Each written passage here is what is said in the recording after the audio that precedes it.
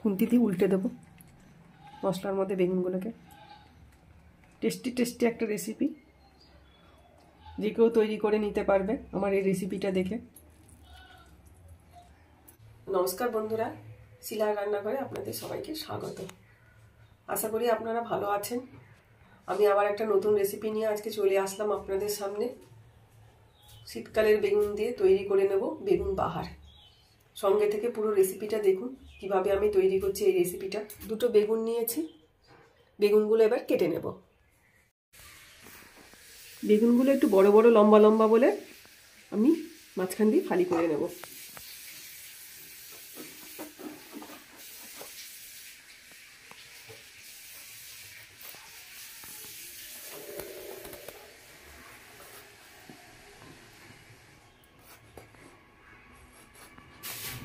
দেখুন বড় বড় একটু পিস করে নিলাম।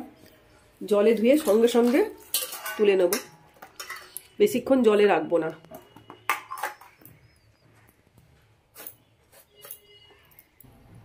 বেগুনের এই রেসিপিটা তৈরি করতে গেলে বেগুনগুলো একটু লম্বা লম্বা করে কাটলে খুব ভালো হবে।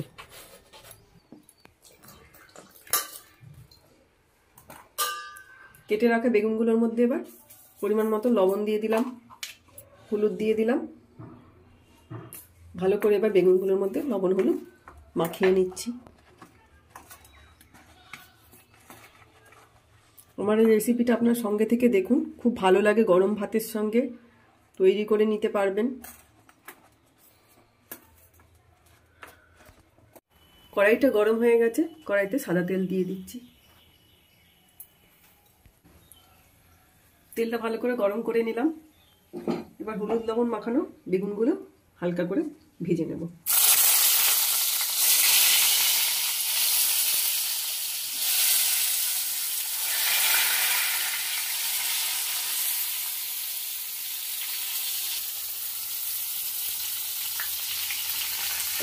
ঢাকা দিয়ে ভেজে নেব ভালোভাবে। ঢাকনাটা খুলে এবার বেগুনগুলো উল্টে দেব।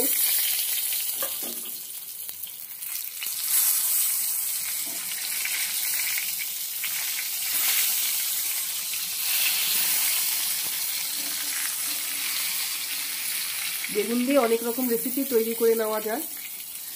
আমার এই রেসিপিটা দেখে বাড়িতে তৈরি করে নিন, খুব ভালো লাগে গরম ভাতের সঙ্গে খেতে।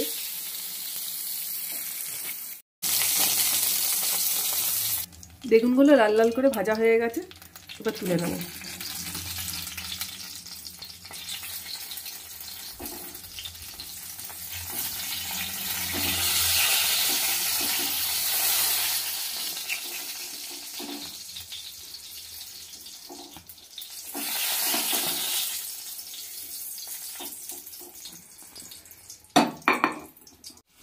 বেগুন বাহার তৈরি করব বলে এই মশলাগুলো নিয়েছি।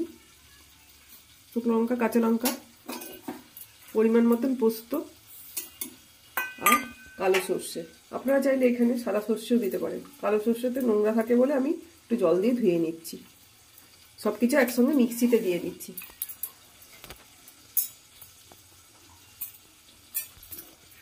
অল্প জল দিয়ে দিয়েছি, দেখুন। এবার মশলাটা পেস্ট করে নেব। বেগুন ভাজার অল্প একদম সামান্য দেখুন তেল বাকি রয়েছে, ওর মধ্যেই কালো জিরে সোমবার দিয়ে দেব। তেল বেশি লাগবে না, তো এই অল্প তেলে কালো জিরাটা ভেজে নিলাম। কুচি করে টমেটো কেটে রেখেছি, এটা দিয়ে দেব। পরিমাণ মতো লবণ দিয়ে দেবো। বেগুনে মাখানো আছে লবণ, সেই 1 চামচ লবণ দিলাম। 1 চামচের একটু কম হলুদ দিয়ে দিলাম। গ্যাসটা কমে করে টমেটোটা একটু নরম করে নেব।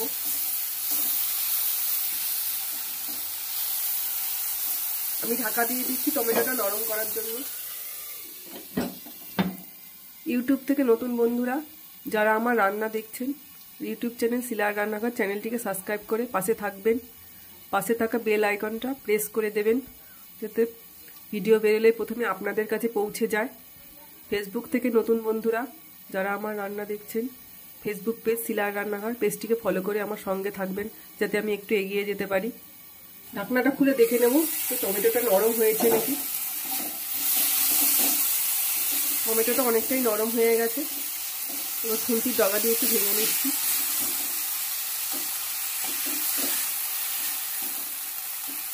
বেগুন বাহার রেসিপিটা আপনারা ভাতের সঙ্গে, রুটির সঙ্গে, এমনকি খিচুড়ির সঙ্গেও শীতকালে খেতে পারবেন।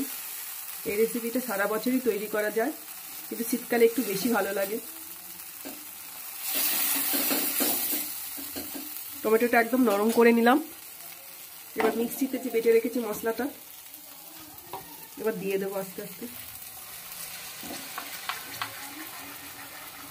মিক্সির বাটিটা ধুয়ে একদম সামান্য জল দিয়ে দেবো এর মধ্যে। সব কিছু দিয়ে ভালো করে কষিয়ে নেব।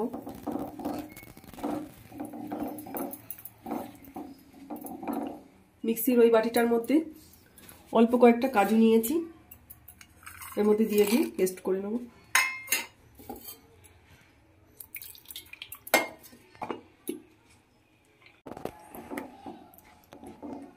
মশলা দিয়ে টমেটোটার সঙ্গে একটু অল্প কষিয়ে নিলাম। এবার কাজুটা পেস্ট করে নিয়েছিলাম যেটা, ওটার মধ্যে দিয়ে দিলাম। কাজু ছাড়া এমনিও করা যায় এটা। এবার সব কিছু দিয়ে আবার ভালো করে কষিয়ে নেব।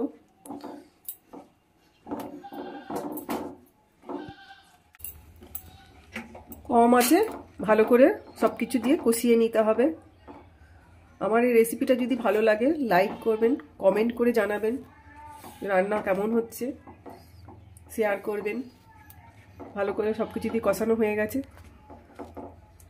এবার ভেজে রাখা বেগুনগুলো এর মধ্যে আস্তে আস্তে দিয়ে দেব। বেগুনগুলো একদম নরমও হয়ে গেছে, দেখুন একদম নুনের মতো। এবার দিয়ে দেব।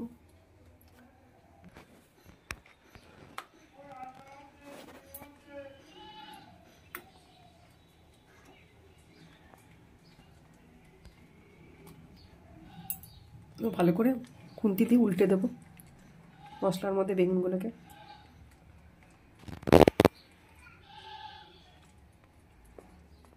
টেস্টি টেস্টি একটা রেসিপি।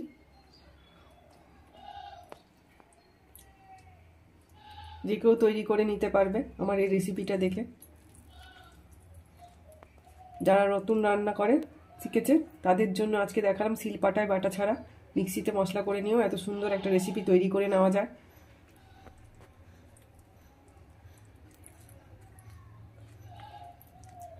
গ্রেভিটা একদম গায়ের সঙ্গে মাখো মাখো করে নিতে হবে। দেখুন মাখো মাখোই হয়ে আছে।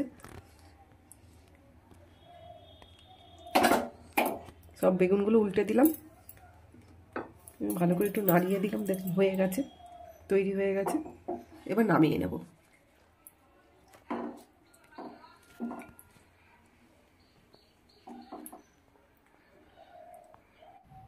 তৈরি হয়ে গেল আমার বেগুন বাহার। রেসিপিটা যদি ভালো লাগে লাইক করবেন, কমেন্ট করে জানাবেন, শেয়ার করবেন। আমার ইউটিউব চ্যানেল শিলার রান্নাঘর চ্যানেলটিকে সাবস্ক্রাইব করে পাশে থাকবেন। ফেসবুক পেজ শিলার রান্নাঘর পেজটিকে ফলো করে আমার সঙ্গে থাকবেন। ভালো থাকবেন, সুস্থ থাকবেন। দেখা হচ্ছে আপনাদের সঙ্গে আবার অন্য কোনো রেসিপি নিয়ে। ধন্যবাদ।